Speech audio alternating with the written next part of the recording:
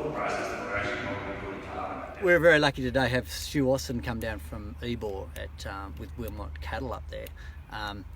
Very experienced at running beef cattle, running a really interesting farm with lots of biodiversity that they're creating and all those sorts of things. But also, one of the reasons we got him down was because they've done a quite significant soil carbon trade.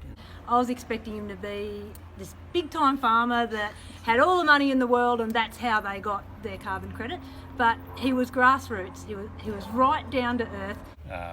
What we're doing in our system of management with animals in the system is effectively reverting back to how animals used to manage the landscape, hundreds and thousands of years ago. And we're basically reverting to how Mother Nature managed the landscape back then, and it's the animal impact, it's the density that's leading to the increase in diversity, the better nutrient cycling, the improvements in biological activity, and if we weren't grazing those plants and they were just lignifying, we would have nowhere near the health in an ecosystem that we've got. Yeah, and I suppose one other thing too, which is why you've got the shirt on, it's so important to have happy, healthy people in the landscape, and if you've got a happy, healthy environment and where you're working and a really good team, it's a great place, isn't it? It's awesome. So our soil's living, and living things need air and they need water. And the way we facilitate that with our management is by practices which enhance soil structure. So I think that is really important. We need space for air and water to move throughout the soil, and we need space for plant roots to explore the soil and microbes to move through. We forget about the importance of animals in that cycle, don't we? As far as being carbon cyclers in our ecosystem, and that's how we actually get this to function well. And you're probably that's probably one of your big reasons that you're doing what you're doing at Wilmont as well. Things like above ground contributions, so leaves and litter once they're incorporated into the soil, roots and root exudates, microbes, humus and char. That's what organic matter is. And now that's about 58% carbon, it's 42% a whole lot of other stuff. So it's things like nitrogen, phosphorus and sulfur. And that's why organic matter is really important for farm productivity by building and cycling those nutrients. It's a nutrient reservoir, and it's also an energy source for our soil organisms so that they can do things like build soil structure, which enhances infiltration and water storage. They've set a precedence for the rest of the country of us farmers who are doing the right thing. And get this carbon happening in the soil and start making a change to climate control as well. Yeah, fantastic. Thanks, guys.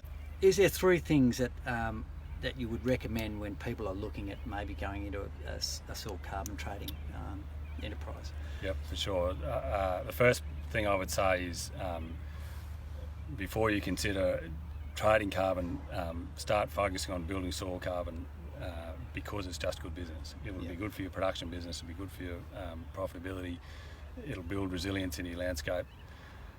So it's just, it's something that we need to focus more on, and I don't think we have enough as an industry, over the last few decades. The second would be, obviously, ask plenty of questions. It is a very immature marketplace. I wouldn't say there's, traps and pitfalls, but there are certainly a lot of things you need to be aware of and understand, and you're entering into an agreement with the federal government, so they want every I dotted and T crossed. None of it's insurmountable. So, and the third thing is around that is understanding or recognising that practice change is a critical part or component of engaging in a project. There are farm management strategies to increase and build soil organic carbon. The productivity, both agricultural and landscape productivity, are the reasons that you should be doing it. So there's these benefits that underlie building soil organic carbon in farm management systems. The list of eligible practice changes are all designed around improving ecological health of a landscape, which is the premise of the whole soil carbon trading scheme, I suppose. So that's a good thing. It means you have to be willing to say, okay, I'm going to stop doing some things that have actually been detrimental to the environment and my ecology, and I'm going to do something better that will help restore the ecological function of our ecosystems. And today I really like the case studies, particularly from Sam and William, and their real life experiences in how they got more production from their companies, their farms. People said it there today, soil health is number one. Yeah. And then if you've got the carbon there, well, it's helping your soil health. So Yeah. I think that it was an excellent day. Look, I think the main take-home message for me today was not to rush out and sell my carbon.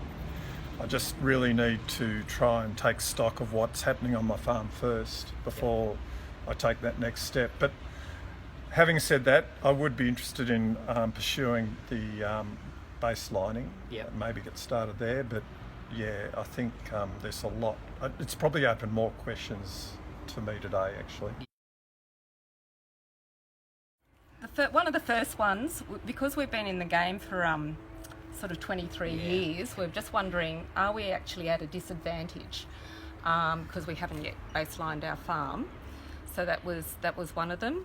The other one was, still grappling with us having cattle. I guess they have methane emissions, and then we're hopefully sequestering carbon, but we don't know because we've never measured it. So we don't know if we're carbon positive, negative or neutral, and if we sell our carbon, if we go down that track, will that be just upsetting the apple cart even further?